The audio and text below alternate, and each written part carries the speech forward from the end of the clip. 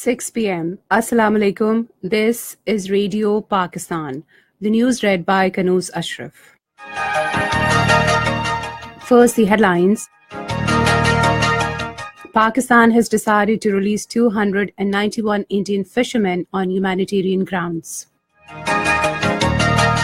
President says Pakistan is sincerely working for peace and stability in the region.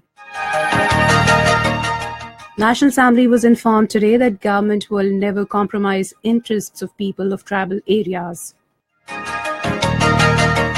Turkey has slammed US threat to cut aid of countries that vote in favor of a UN resolution calling for reversal of President Trump's decision on occupied Jerusalem. International Monetary Fund has approved $2 billion loan for Egypt. 16 people have been killed in a fire incident in South Korea. And now the news in detail. Pakistan has decided to release 291 Indian fishermen in two phases on humanitarian grounds. This was stated by Foreign Office spokesperson Dr. Mohammed Faisal at his weekly news briefing in Islamabad today. He said the fishermen will be released in the first phase of 29th of this month and on 8th of next month. He reiterated Pakistan's belief that humanitarian issues should be facilitated instead of being politicized. The spokesperson said that visas have been issued to the wife and mother of convicted raw agent Kulbhushan Yadav, and the meeting would be taking place in Islamabad. Highlighting Pakistan's role in reconstruction activities in Afghanistan, the spokesperson said that Pakistan has established 3 care hospitals in 3 different cities of that country. To another question, Dr. Mohammed Faisal said Pakistan is fully committed to the freedom and protection of rights of all minorities living in the country, and they are proud Pakistanis having representation in all walks of life. To a question regarding voting in the United Nations on Jerusalem issue, he said freedom has no price and Pakistan's vote will be principled. Under-Secretary General, United Nations Economic and Social Commission for Asia and Pacific, Dr. Shamshad Akhtar, called on Prime Minister Shahid Haqqan Abbasi in Islamabad today. The Prime Minister appreciated the role of Dr. Shamshad Akhtar to enhance the objectives of United Nations Economic and Social Commission for Asia and Pacific, foster sustainable growth, and promoting economic cooperation in the member countries. President Mamnoon Hussain says welfare of 900,000 overseas Pakistanis is an important responsibility of the country. Talking to Chairman Board of Governors of Overseas Pakistanis Foundation, Barrister Amjad Malik, in Islamabad today, he directed to improve performance of the community and welfare officers in the embassies of Pakistan. He said issues of overseas Pakistanis need to be solved on priority basis. Meanwhile, the outgoing ambassador of Kazakhstan paid a farewell visit to President Mamnoon Hussain in Islamabad. The president emphasized the need for enhancing cooperation between the two countries in various sectors. He expressed best wishes for the government and people of Kazakhstan. The ambassadors of China, Vietnam, and India presented their credentials to President Mamnoon Hussain. Speaking on the occasion, the president said Pakistan is sincerely working for the regional peace, stability, and development. Minister for States and Frontier Region Abdul Qadir Baloch has said that the government is committed to bring FATA reforms bill to the National Assembly. Speaking in the National Assembly today, he said it is our bill and we will table it at all costs, but we need some more consultations for which more time is required. The minister said that we will never compromise the interests of the people of Pakistan and FATA and dignity of the Assembly. He said everything will be brought to floor of the House and we want that a refined thing having acceptance and appreciation at national level should be passed from the Parliament. Abdul Qadir Baloch urged the lawmakers to show some patience and that they have shown earlier when FATA reforms were being compiled. Deputy Chairman Planning Commission Sartaj Aziz says social enterprises can play an important role in creating jobs and accelerating economic activity in the country. He was addressing the launching ceremony of a report on social enterprises for women empowerment by British Council in collaboration with the United Nations Economic and Social Commission for Asia and Pacific in Islamabad today.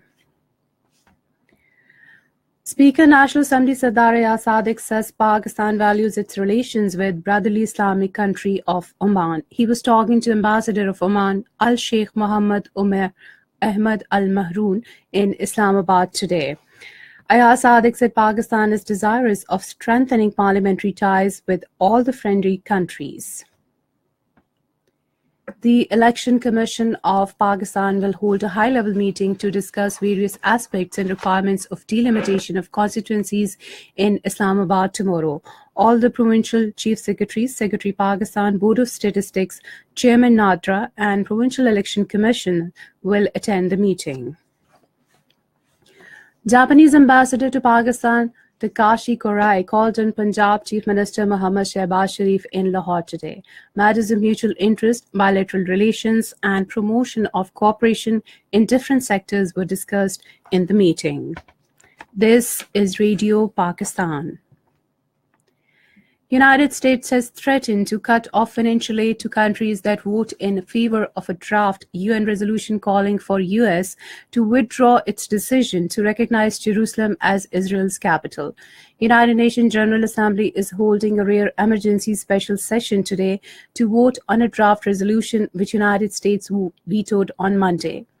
Pakistan will co-sponsor the resolution at the United Nations General Assembly today as the move regarding Jerusalem undermines the international legal system. Turkish Deputy Prime Minister Bakir Bozdağ has slammed President Trump's threat to cut aid to countries that vote in favor of UN resolution. In his tweet message, he said US must know that it cannot direct all of the sovereign countries with pressure and threat as it wants. He said that none of the sovereign and independent states would surrender to the US president's threat and pressure. The International Monetary Fund has approved $2 billion loan installment for Egypt. Egypt had secured $12 billion in loans from the IMF in November 2016 to support its economy. The International Committee of the Red Cross says around 1 million people in war-ravaged Yemen are believed to have been infected in a cholera outbreak that began last year. In a report, Red Cross said the outbreak has killed more than 2,000 people. It said more than 80% of Yemen's population lacks food, fuel, clean water, and access to medical care. Russia has ratified naval base agreement with Syria. The Russian parliament has voted to extend lease of a naval base in Syria for 49 years following the announcement of a partial pullout of Russian troops from that country. The agreement allows Russia to keep 11 vessels there at a time, including nuclear-powered ships. The United Nations says food security in the Middle East and North Africa is quickly deteriorating because of conflict in several countries in the region. In its annual report, UN's Food and Agriculture Organization said the population of Syria, Yemen, Iraq, Libya, and Sudan was undernourished. The report focused on changes to food security and nutrition across the region since 2000. In South Korea, at least 16 people were killed and 10 others injured in a fire incident in Jecheon today. According to officials, the fire broke out in an 8-story fitness center. And finally, the weather report. Mainly cold and dry weather is expected in most parts of the country during the next 24 hours. However, dense, foggy conditions are likely to over plain areas of Punjab and Upper Sindh during morning hours. To end the news headlines once again. Pakistan has decided to release 291 Indian fishermen on humanitarian grounds. President says Pakistan is sincerely working for peace and stability in the region.